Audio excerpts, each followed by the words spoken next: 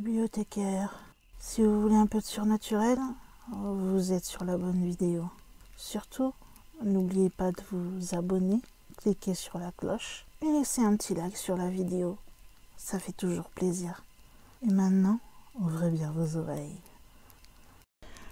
Bonjour chers bibliothécaires, j'espère que vous allez bien. Nous voici de retour pour une nouvelle vidéo sur la Dame Blanche d'Andorre. Alors vous savez que les Dames Blanches font partie des mythologies voisines en Occitan, en France ou en Allemagne par exemple, et que tout cela est hérité de la tradition celtique. Nous allons nous intéresser particulièrement aux pays catalans. Alors dans ces pays, nous connaissons que très peu de légendes. Et elles se sont un peu diluées dans le monde générique. Mais il y a quand même une affaire assez exceptionnelle et d'une importance capitale qui, donc toujours selon la légende, protégerait les Andorrans, donc les habitants d'Andorre, si vous n'aviez pas compris. À Andorre, le 14 mars, c'est le jour de la Constitution, donc il y a une fête. Et l'article 1 de cette Constitution déclare que Andorre est un État de droit indépendant, démocratique et social. Venons-en à la légende. Dans ce fameux légendaire pyrénéen, on trouve des dames blanches, qu'on assimile souvent à des personnes de sang royal ou princiers, ou du moins à leur spectre, qui vont jouer un rôle assez souvent protecteur. Même quand on parle de dames blanches au coin des routes, normalement c'est pour nous avertir qu'il y a un virage dangereux, donc c'est toujours une fonction protectrice. Dans le cas d'Andorre, il y a une dame blanche, alors selon une version, qui apparaîtrait près d'une cascade à Aubigna. Le village d'Aubigna, il est situé à peu près à une altitude de 1176 mètres, et il domine la rive occidentale de la Gran Valira.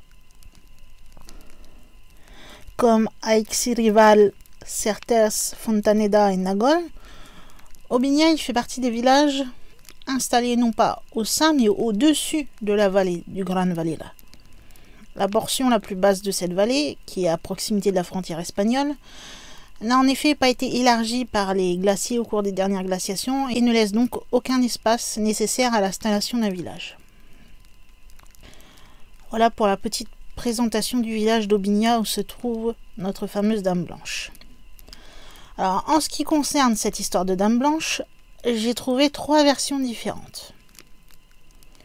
Il y en a une qui a été amenée à nous par Albert Puygouriol dans les pages de son livre Andorre mon pays, qui est apparemment aussi celle qui est la plus connue et dont je vais transcrire les paroles sans aucune modification. Et je vous le rappelle, donc la légende de cette Dame Blanche se situe près de la frontière à Aubigna. Dans des temps très lointains, le garde de frontière hispano-andorrane était pris en charge par une seule et nombreuse famille. Mais petit à petit, il rétrécit, jusqu'à ce qu'il ne reste finalement qu'une seule femme. À sa mort, l'entrée fut confiée à la mystérieuse Dame Blanche, dont on dit qu'elle est vêtue tout de blanc, bien sûr. Ils disent que dans une ferme d'Aubigna, sur la voie de Laceo, une femme a vécu. Elle était toujours habillée de blanc et elle était connue comme la Dame Blanche. Et précisément à cette époque, il y a un chef guerrier très puissant, c'était un général, qui a fait de terribles incursions vers les Vals d'Andorre et qui laissa des souvenirs dans une fontaine, la Font del Rei Indi. C'est là qu'une fois, la Dame Blanche lui fut présentée et lui ordonna de la suivre.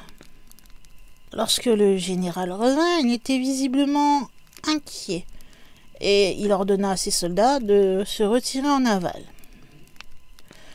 Les années passèrent et certains officiers de ce chef guerrier osèrent à nouveau entrer en terre andorrane. Et ils le firent sans encombre. Alors cela fit penser au général qu'il pouvait lui aussi remonter Valira sans problème. Alors il décida une nuit de s'aventurer dehors, mais personne ne l'a plus jamais revu. Cette disparition mystérieuse a libéré les Andorrans du joug de l'esclavage, mais un nouveau danger a commencé à frapper la terre. En effet, un grand loup noir d'aspect terrifiant a attaqué des maisons et des troupeaux. Il semait la ruine et la mort, et même les bergers courageux ont succombé sous ses griffes et les défenses de la bête féroce. Les pauvres d'Aubignat étaient très agités, et un raid fut organisé, mené par l'un des gros chefs du pays. Celui-ci a réussi à acculer et à tuer le terrible animal. Quelques jours plus tard, ce personnage tomba malade, et la nuit, il eut d'effroyables délires. Dans un moment de calme, la Dame Blanche s'est présentée à lui et lui a expliqué que, dans le corps de ce loup féroce, se cachait l'âme du célèbre et cruel guerrier qui avait disparu.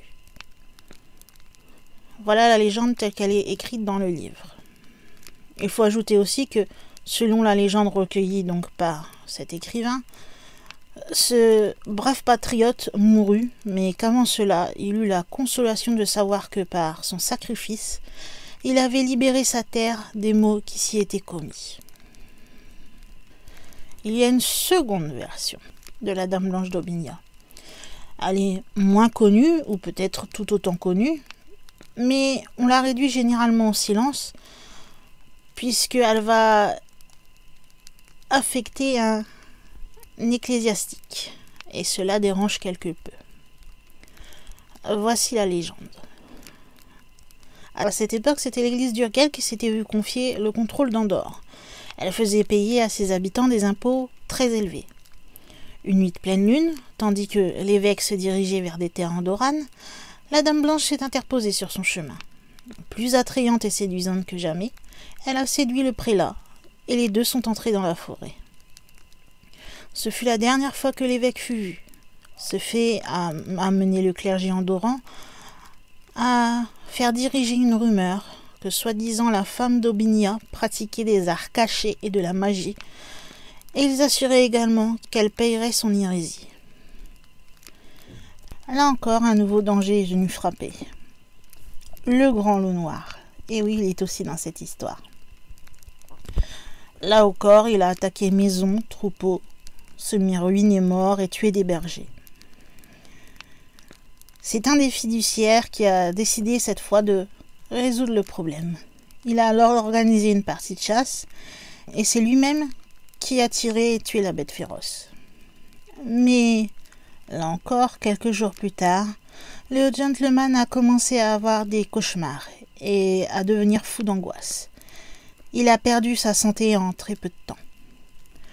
L'Andorran a alors demandé à la Dame Blanche de le guérir, mais elle a répondu qu'elle ne pouvait pas. Cependant, elle lui a dit que l'âme de l'évêque, donc de l'église d'Urgell, était cachée dans le corps de ce loup.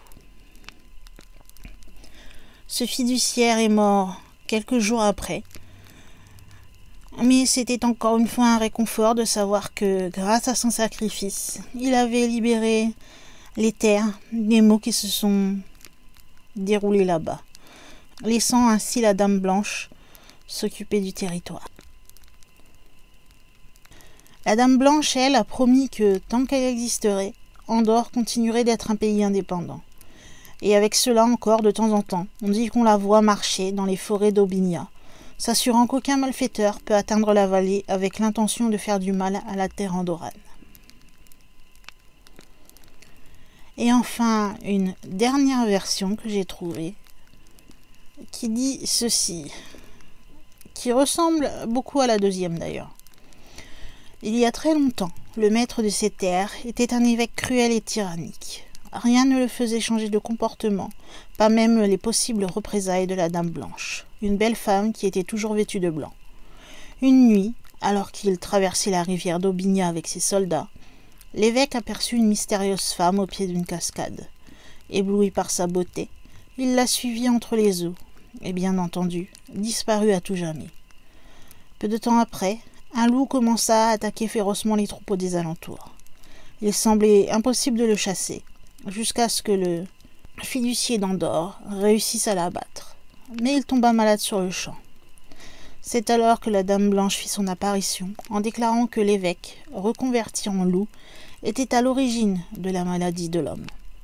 Elle était incapable de sauver celui-ci, mais elle promit dorénavant de protéger la principauté jusqu'à la nuit des temps. Comme vous pouvez le voir, il y a des similitudes selon les versions. Je crois que c'est un peu le cas dans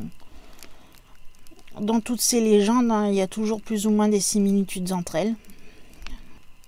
En tout cas, le fait est que pendant longtemps, on a considéré cette fameuse dame blanche d'Aubignat comme la protectrice d'Andorre. Plus précisément, des Vals d'Andorre.